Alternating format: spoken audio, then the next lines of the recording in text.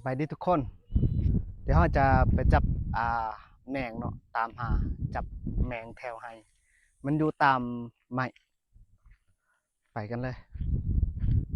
เบิ่งว่าสิเห็นหรือบ่เห็นนี่เนาะ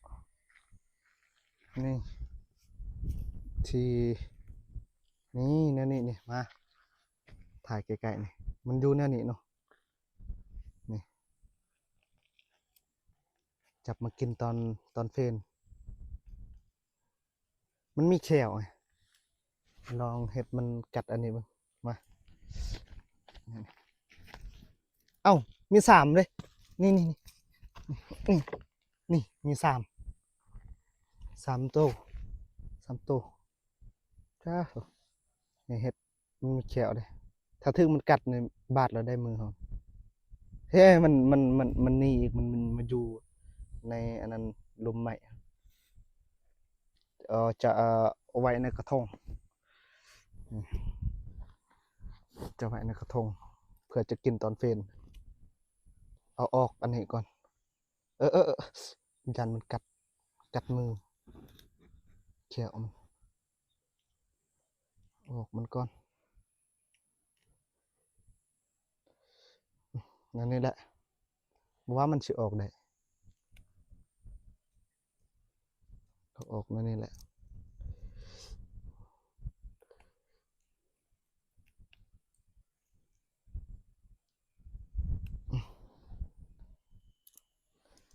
มีแขวเลยมันอยู่ไม่เดียวแต่มันมี3 ตัว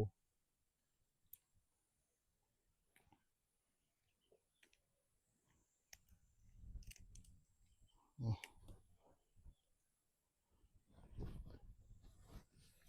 เออ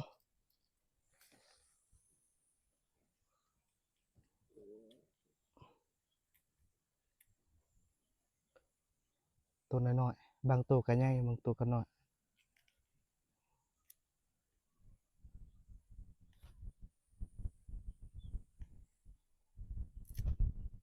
ปลาขามันหักเลยไปจับบอลอื่นอีกไปเบิ่งว่ามันมีแถวใดเนี่ยแถวไหน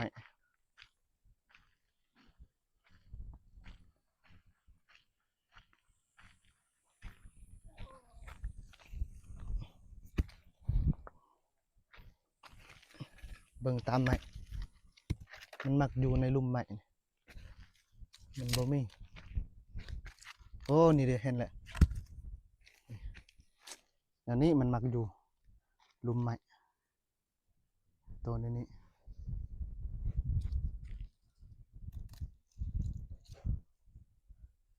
หักแขวมันยันมันกัดมือเบิ่งมันจับแน่นเลยเจ็บ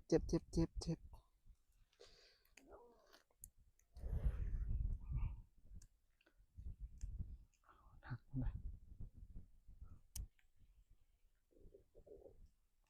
ได้3 4แหละไปเบิ่งไหมเท่านี้มันมีอยู่บ่มี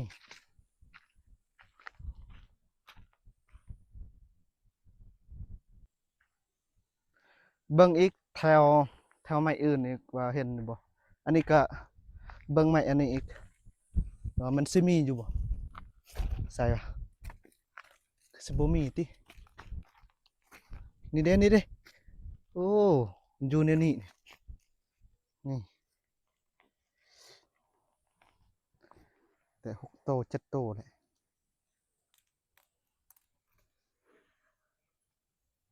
กินคั่วเอาก็ได้หรือว่ากินอะไรก็ได้อันนี้ตำเอากินแซ่บเลยแต่5 โตวแหละ6 โตวแล้วบ่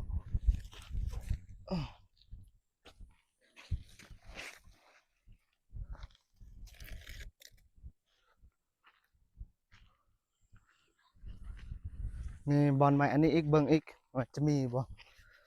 โอ้นี่เด้นี่มันอยู่ในนี่ถ่ายใกล้ๆเลยเออนี่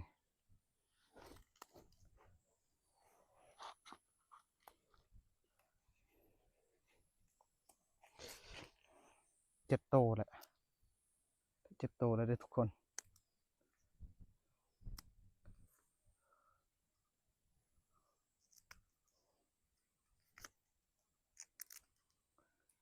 มีปีกมั้ยมีอันนี้นี่บินได้คือกันเลยนี่ไปเบิ่งแถวอื่นอีก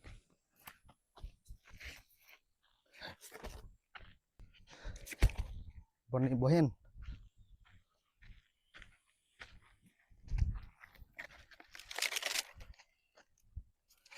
นี่เด้เห็นแหละนี่เนาะโอ้อันนี้เสียดายเด้มันตายแล้วอันนี้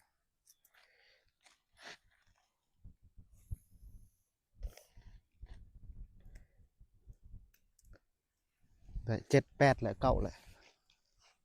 งั้นบ่เบิ่งบนนี้อีกนี่เด้โอ้ใหญ่เติบเลยนี่เห็นบ่ทุกคนใหญ่เติบเลยนี่ปลาแขวมันก็ใหญ่คือกันเบิ่งเห็ดมันกัดอันนี้นี่ถ้าว่ามันกัดมือเฮานี่เจ็บเด้เบิ่งกัดนี่เบิ่งนะแขวมันเบิ่งมันกัดนี่ป่ะเมื่อวานนี้นี่มันถึงมันกัดมือข่อยบาดเลยจนเลือดออกเลย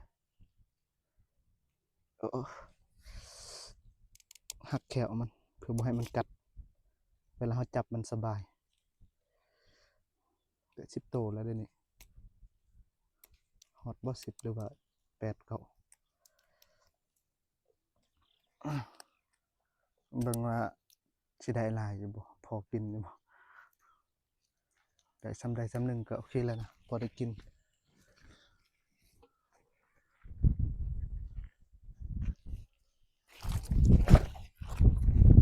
นี่เด้อู้นี่อืมแต่10ปลายโตเลยอันนี้มันตายแล้วเด้นี่เสียดายเลย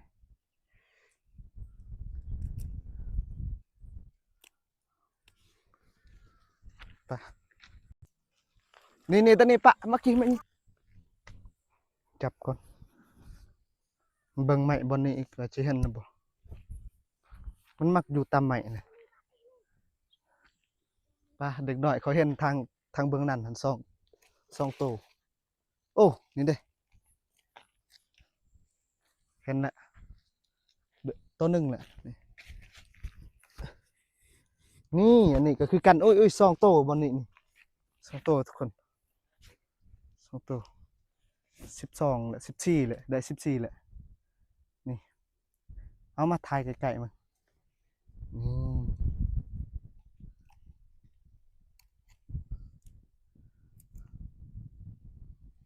อันนี้เลยไปเบิ่งบอลนี่อีกไม่อันนี้อีกเห็นอยู่บ่นี่เด้เห็นอีกแหละตัวน้อยๆ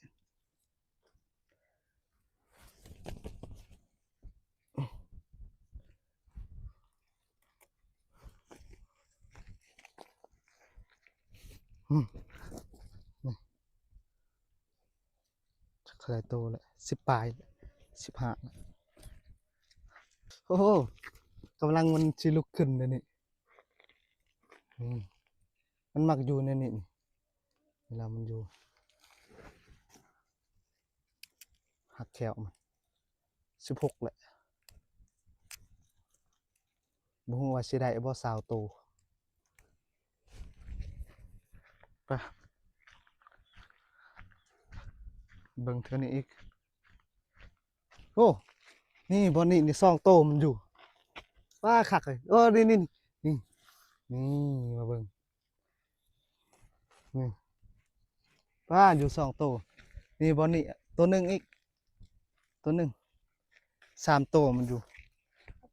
ไม่กกเดียวซื่อๆเลย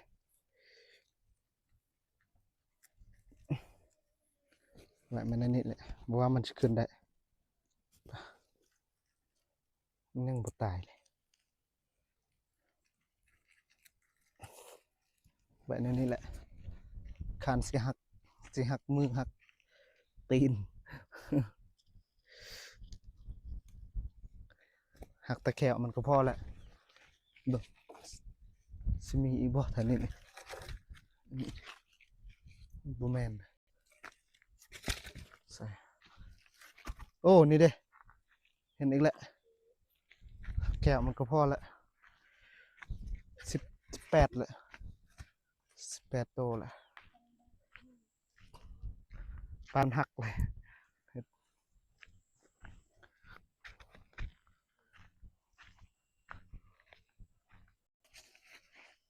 เบิ่งถ่ายมั้งโอ้ว้าโถใหญ่เติบเลยเต้นี่เบิ่งดึกหน่อยเขาเห็นเบิ่งนั่น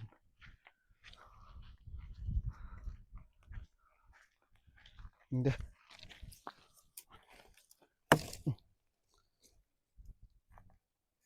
โอ้มันออกเลยโอ้ยมันออกอุ้ยอุ้ยเฮ้ยมันออกไปป่ะออกปอร์เก่งอะแปลไปดูกันเลยปลามันออก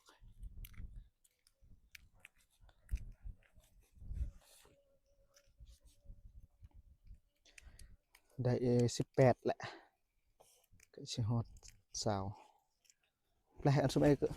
ก็ไม่อันสมัยระดับเลย18โตละ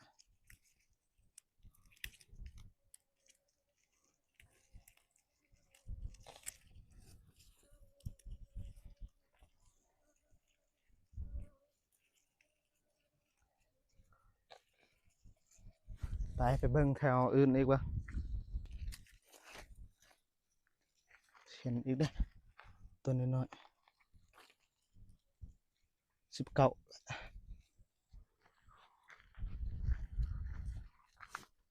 มันตายเก่งโอ้นี่เด้นี่มันหมักอยู่ในนี้ทุกคนอยู่ในนี้20โตแล้ว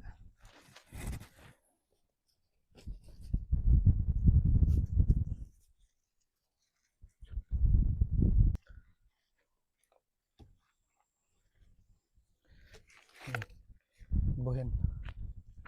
ไม้ใหญ่ๆก็บ่เห็นต้องมาลุ้นนำกันเนาะไม้2ไม้นี่ว่าสิเห็นหรือบ่เห็นเนาะทุกคนมาลุ้นนำกันเนาะโอ้ป้าเห็นเด้นี่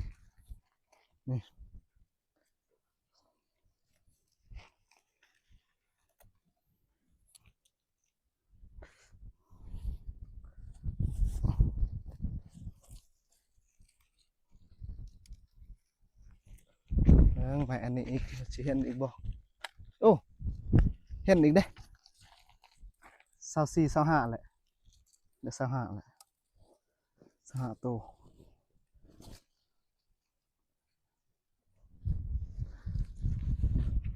เดี๋ยวไม้อันนี้อีกนะถึกตีนเลยโอ้บ่เห็นเชียร์เฮาจะมาเบิ่งไม้เท่านี้อีกไม้นี้บ่เห็นมันบ่อยู่เบิ่งไม้ใหญ่ๆนี่เฮามาลุ้นนำกันเนาะทุกคนว่าสิเห็นหรือบ่เห็นเนาะตะกล้องถ่ายใกล้ๆเนาะเกี่ยมเก่งมาเก่งยกตายโอ้นี่เด้โอ้ใหญ่เติบเลยทุกคนถ่ายใกล้ๆเลยนี่นี่เนาะอยู่2ตัวโอเคจับไว้ให้แน่นเต้โอ้เมืองนั้นก็เห็นอีกเลยหักอันนี้ก่อนจันมันสิออกเลยถ้ามันออกแล้วมันหายากเลยทุกคน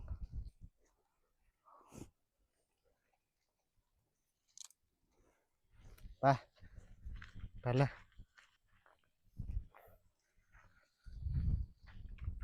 ยังใหม่หน่อยๆนะนี่จะมีอยู่บ่นี่เด้28ละได้อยู่บ่28แม่นเลยประมาณนั้น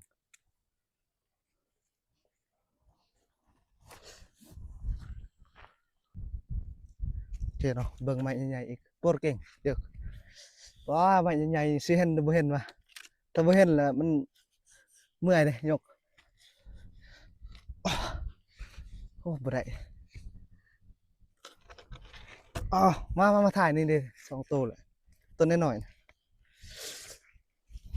นี่นี่เบื้องนี้อันหนึงนี่2ตัวสิไปใช้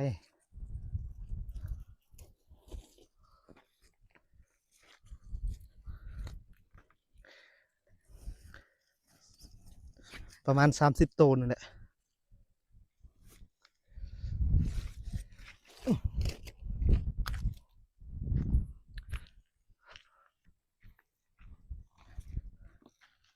นี่เด้ทุกคนตัวน้อยๆเก็บไว้ไปเต้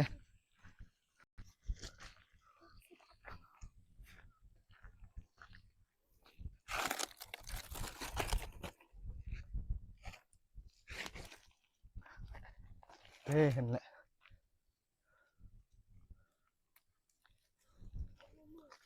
เบิ่งนี่อีกตัวหนึง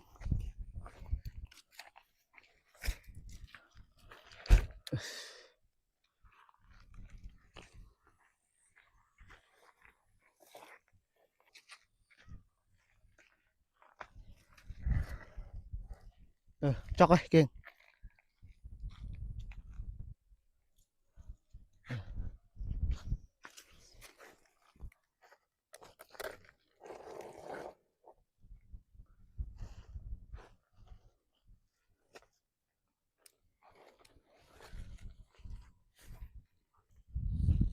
ตอนนี้ก็จะได้กลับแล้วนะทุกคน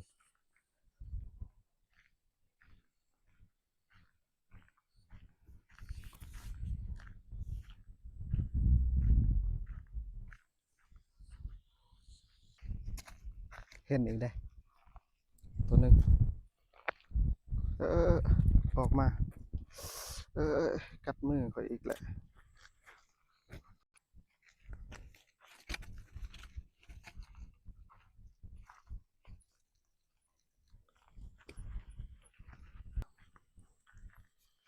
ตอนนี้ก็ฮอดกระตูบแล้วบอลเขาพักพรเนาะเบิ่งว่าสิได้ซำใดเนาะเบิ่งว่าสิได้ซำใดโอ้นะ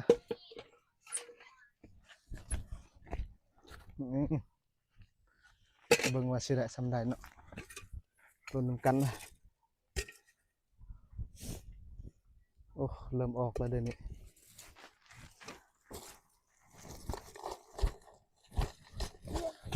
ได้อยู่บ่30ตัวสิบ่ฮอดติ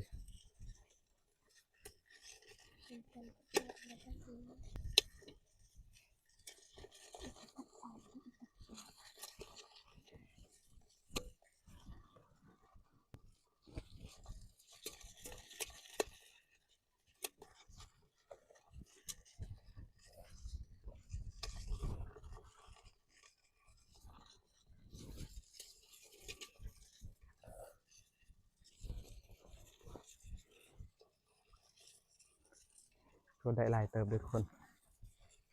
ประมาณ30ปลายตัวนี่แหละพอได้กินอยู่